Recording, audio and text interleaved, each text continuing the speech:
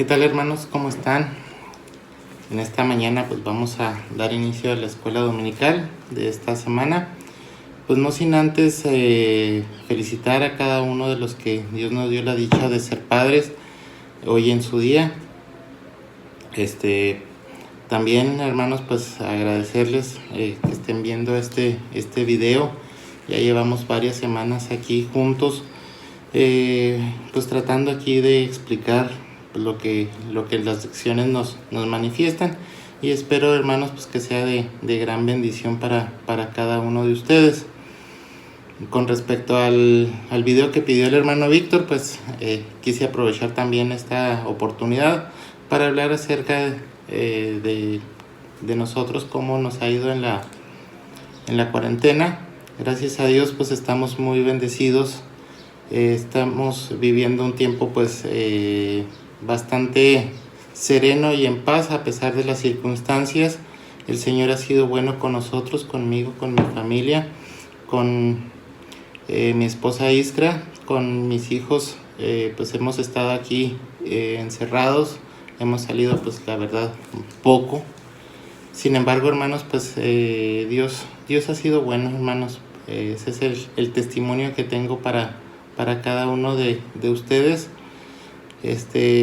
Les agradezco mucho que cada domingo pues estén viendo estos videos, hermanos.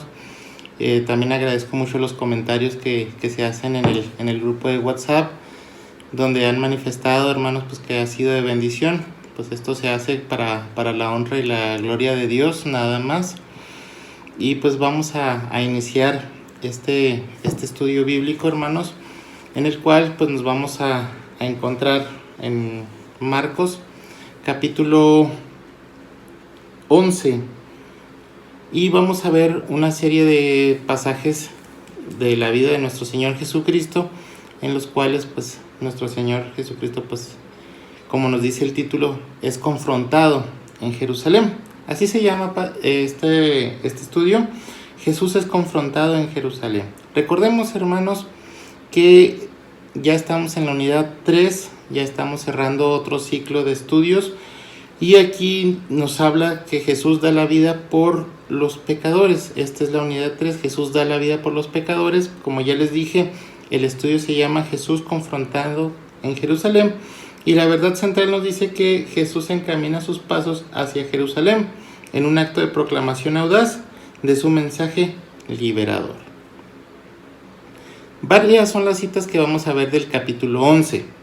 Vamos a ver de los versículos del 8 al 10, y luego nos vamos a saltar a los versículos del 15 al 19, y otra vez vamos a saltar hasta los versículos 27 al 33.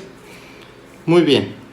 Versículos 8 al 11 nos dice: también muchos tendían sus mantos por el camino, y otros cortaban ramas de los árboles y las tendían por el camino. Y los que iban delante, los que venían detrás, daban voces diciendo: Hosana, bendito el que viene en el nombre del Señor. Bendito el reino de nuestro padre David que viene, Hosana en las alturas.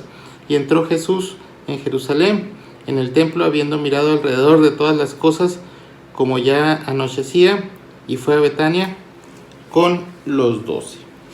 Hermanos, pues estamos viendo aquí una situación. El día, pues si fuera nuestra semana o nuestro tipo de semana, sería un domingo. Nosotros lo conocemos comúnmente como el Domingo de Ramos, cuando nuestro Señor Jesucristo entra a Jerusalén y pues se le recibe de esta manera. Recordemos las características. Pues entra en un pollino, pues no había sido montado, precisamente para que se cumpla la profecía que nos hablan pues los otros evangelios. Y pues vemos aquí cómo se desata este pollino, y pues nuestro Señor Jesucristo entra en Jerusalén. Ya habíamos visto la semana pasada pues cómo nuestro Señor Jesucristo pues sabía que tenía que ir a Jerusalén. Ya habíamos comentado que nuestro Señor Jesucristo pues ya estaba preparando pues sus últimos días antes de la cruz. Y vemos aquí, hermanos, pues también pues cómo entra a esta ciudad de la manera más humilde que pueda ser. Recordemos que era pues una práctica muy común entrar a caballo, hacer un desfile, manifestar la grandeza de cada uno de los conquistadores, vamos a decirlo así, de los líderes de ese tiempo o anterior o tiempos anteriores, y la gente pues le recibe como un héroe, una gente ávida de quitarse esa opresión que existía en su vida cotidiana, de quitar a esos soldados romanos, pues que si bien es cierto les dejaban llevar a cabo sus costumbres, sus tradiciones, tenían un yugo sobre de ellos. Recordemos que pues el Imperio Romano pues cobraba tributo. Aparte de los tributos que se cobraban del Imperio Romano, pues tenemos los tributos que cobraban los publicanos para enriquecerse ilícitamente, que si a un judío lo tomaban, un soldado romano lo hacía cargar llevar una carga, una milla, pues hasta dice nuestro Señor Jesucristo, nos dice la Biblia, pues ve con él 2. Pero pues eso era algo que los soldados hacían, o sea, ven tú y llévame esto para allá, y tenía que obedecer, si no pues el resultado pues podría ser catastrófico. Y esta ciudad, hermanos, la capital central de la grandeza del pueblo de Israel, con Salomón, pues estamos viendo que entra este Jesús, sucesor de David, o parte del linaje de David, y vemos aquí, hermanos, pues una situación bastante interesante, cómo ellos pues empiezan a arrojar sus mantos, empiezan a tomar las hierbas. Recordemos que las ramas. Recordemos que nosotros conocemos tradicionalmente este día como Domingo de Ramos, y vemos pues cómo hablan y dicen: Hosana, bendito el que viene en el nombre del Señor. Es una expresión que se encuentra en Salmos 118, 26, donde dice: oh Señor, sálvanos por favor, oh Señor, sálvanos, haznos prosperar. La palabra Hosana significa oh salve. Originalmente fue el grito que daban los cautivos y rebeldes pidiendo misericordia. Es una expresión de libertad y de regocijo. Vemos aquí los contrastes.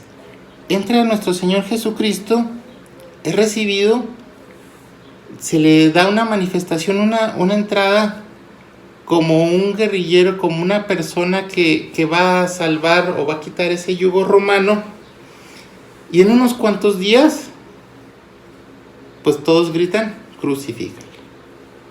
Entonces aquí, hermanos, pues vemos una situación pues bastante interesante.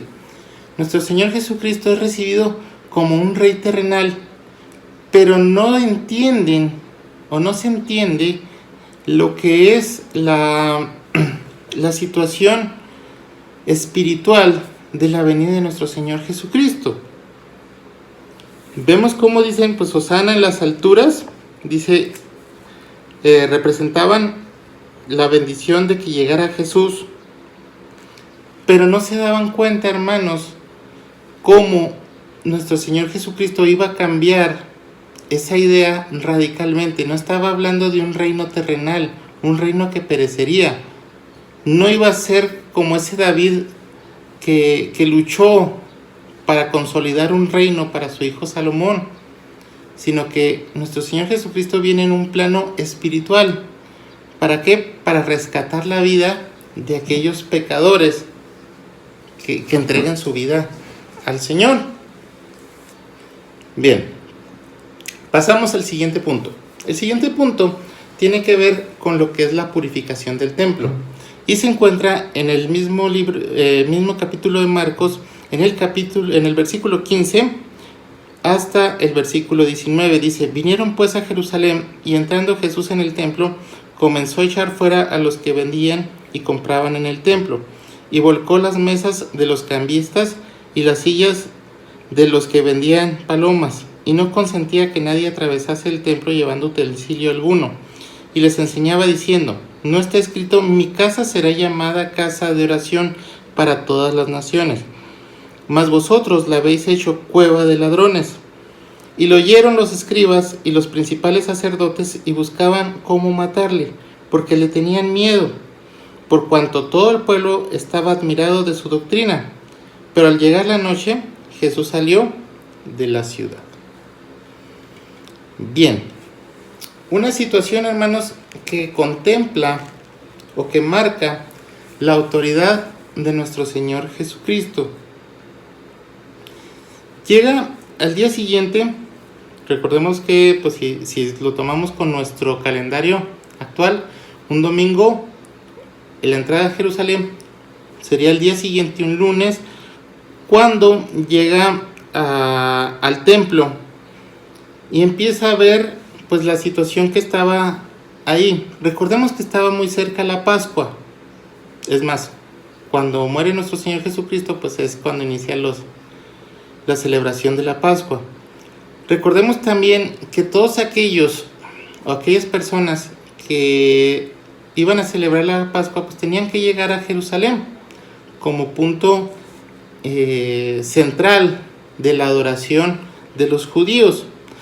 ¿Y qué pasa? Pues tenían que llevar las ofrendas, en este caso pues los animales que se iban a sacrificar. Imagínense, pues un viaje largo, pues no daba pie para llevar pues esa ofrenda con las características que la misma palabra de Dios pues pretendía que se hicieran estos sacrificios. Entonces, ¿qué pasa? A alguien se le ocurre realizar pues la venta de estos animales, que a la verdad, hermanos, la venta como tal pues no tiene ninguna una situación pues mala. O sea, en sí estaba permitida esta venta. Pero entonces, ¿por qué nuestro Señor Jesucristo empieza a hacer este tipo de acción? Donde pues empezó a volcar las mesas, las sillas, y empezó a hacer esta situación de irse tras estas personas que estaban vendiendo, no por la venta en sí, sino por lo que se hacía con la venta. Me explico. Las personas que estaban vendiendo, hermanos, ponían un sobreprecio a aquellas animales que se estaban vendiendo, obteniendo de ellas una ganancia ilícita. Es decir, o sea, todavía cobraban el precio del animal más una ganancia aparte. Entonces, eso, hermanos, fue lo que no le gustó a nuestro Señor Jesucristo, que se utilizara la casa de Dios como un mecanismo para obtener ganancias ilícitas, que era parte de la política y parte de la situación que se vivía en ese tiempo. Es decir, nuestro Señor Jesucristo pues estaba dando una muestra de autoridad, donde Él decía, pues mi casa será llamada casa de oración. O sea, tiene un propósito divino, un propósito en el cual pues ese lugar está consagrado para que se haga la adoración en ese sitio en particular. Sin embargo, ustedes lo han convertido en una cueva de ladrones. ¿Por qué? Porque están obteniendo una ganancia ilícita de aprovecharse de sus propios hermanos para realizar pues este tipo de cuestiones, siendo que las personas o siendo permitido precisamente por los religiosos de ese tiempo, mismos los cuales pues estaban súper en contra de los publicanos por las ganancias que obtenían. Entonces, chequen la hipocresía que existía en esas personas, las cuales pues decían o se hacían ver como muy religiosos y que tenían repulsión sobre aquellos que se le consideraban como traidores a la patria. Sin embargo, pues ellos mismos permitían la explotación de aquel judío que viniera desde lejos para poder comprar su ofrenda y obtenerla a un precio pues que no es el correcto. Algo así como cuando nosotros vamos al circo o a alguna otra función, espectáculo, donde no dejen entrar alimentos y que los vendan ahí, y cómo les aumentan el precio. O sea, pues que ciertamente pues tiene que haber una ganancia, pero sin embargo no es el espíritu es no aprovecharse, y menos aprovecharse de un animal que va a ser consagrado al Señor, o sea, que va a representar para en ese entonces pues una situación espiritual donde pues ellos van a tratar de o van a llevar esa ofrenda para expiar sus pecados. Entonces esta cuestión, hermanos, pues en cierta forma no le agradó a Jesús, y realiza pues todas estas acciones que en cierta forma pues son comprensibles. ¿Por qué? Porque muestra el celo por la casa de Dios. Bien, hermanos, el tercer punto nos dice o nos habla acerca de la autoridad de Jesús, ya más en concreto. Los versículos del 27 al 33 nos hablan acerca de un encuentro que tuvo Jesús con los religiosos de ese tiempo, y pues le voy a dar lectura. Dice: volviendo entonces a Jerusalén y andando él por el templo, vinieron a él los principales sacerdotes, los escribas y los ancianos, y le dijeron: ¿con qué autoridad haces estas cosas? ¿Y quién te dio autoridad para hacer estas cosas? Jesús respondiendo les dijo: os haré yo también una pregunta. Respondedme y os diré con qué autoridad hago estas cosas. ¿El bautismo de Juan era del cielo o de los hombres? Respondedme. Entonces ellos discutían entre sí, diciendo: si decimos del cielo, dirá: ¿por qué pues no le creísteis? Y si decimos de los hombres. Pero temían al pueblo, pues todos tenían a Juan como un verdadero profeta. Así que respondiendo dijeron a Jesús: no sabemos. Entonces respondiendo Jesús les dijo: tampoco yo os digo con qué autoridad hago estas cosas. Bien, hermanos, una situación como se presenta varias veces en la figura de Jesús, enfrentando en este caso pues a los principales sacerdotes, a los escribas y a los ancianos, básicamente lo que es el Sanedrín. La autoridad con la que hace estas cosas, recordemos que ellos pues precisamente tenían el plan de matarlo, y vamos a decirlo así, querían agarrarlo en curva, pues como se dice coloquialmente. Vemos aquí, hermanos, que van ellos y le preguntan: pues ¿con qué autoridad hacer estas cosas? ¿Y quién te dio autoridad para hacer estas cosas? Es una pregunta bastante capciosa. Es una pregunta en la cual pues la respuesta de nuestro Señor Jesucristo pues podría causarle un cierto grado de problemas, y haría pues precisamente que lo apresaran y lo mataran antes de tiempo. O sea, querían que la respuesta pues fuera complicada pues precisamente para llevarle a juicio, porque si él dice: pues la autoridad viene de mi Padre, como lo ha manifestado. Recordemos que el decir o el hecho de decir Jesús que es hijo de Dios, representaba una blasfemia en ese tiempo. ¿Por qué? Porque ellos creían que el ser hijo de Dios le hacía igual a Dios, por lo tanto, pues era una cuestión que ellos consideraban como blasfemia. Y aquí, hermanos, pues esta situación se torna pues bastante interesante. ¿Por qué? Porque nuestro Señor Jesucristo no les responde abiertamente, sino al contrario, dice, bueno, entonces yo les voy a hacer otra pregunta. Si ustedes me la responden correctamente, yo les digo exactamente con qué autoridad pues, estoy haciendo estas cosas. ¿Quién me deja hacer esto? ¿Quién me deja voltear las mesas, las sillas, decirle a las personas que la casa de Dios pues es una casa de oración y no una cueva de ladrones? ¿Quién me permite hacer todo esto? ¿Con qué autoridad sano enfermos? ¿Con qué autoridad le digo al mar que se detenga? ¿Con qué autoridad alimento a las personas hambrientas? Jesús le responde, contéstenme esto, ¿el bautismo de Juan era del cielo o de los hombres? Los mete en una encrucijada pues peor.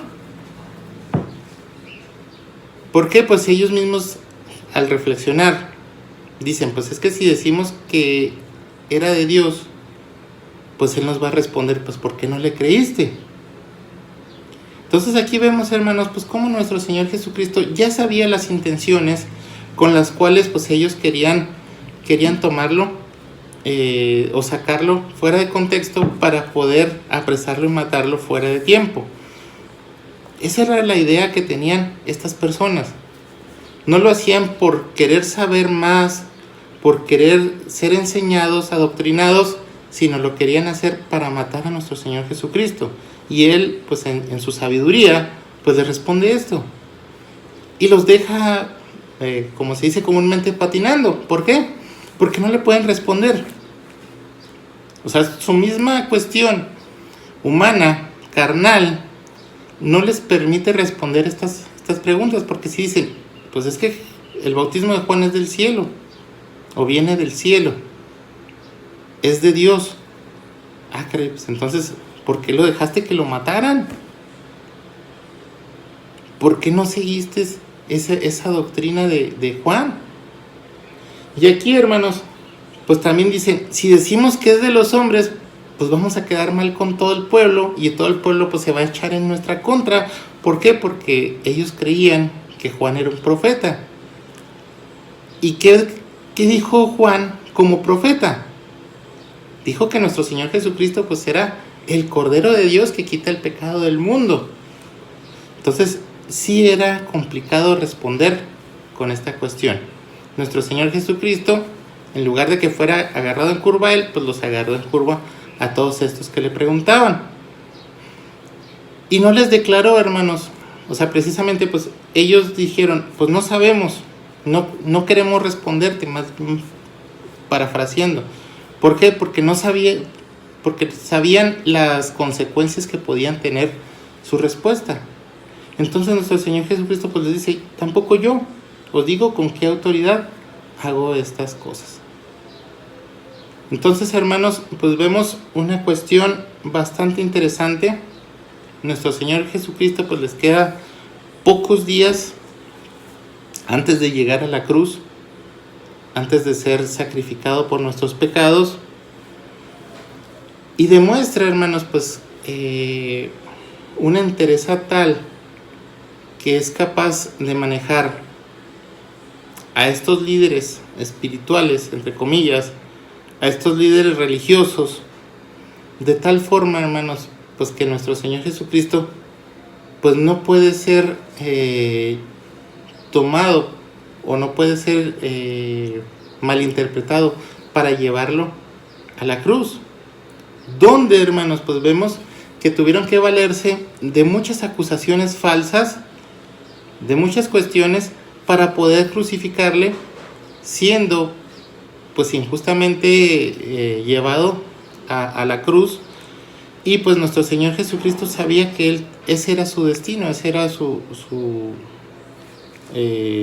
meta, el llegar a morir por nosotros para que nosotros podamos tener vida eterna. A pesar de todas las incongruencias con las que fue acusado, el Señor, pues vemos cómo mantuvo una entereza tal en estas pruebas o en estos pasos que acabamos de ver. Bien, hermanos, pues con esto concluimos esta escuela dominical. Que el Señor les bendiga.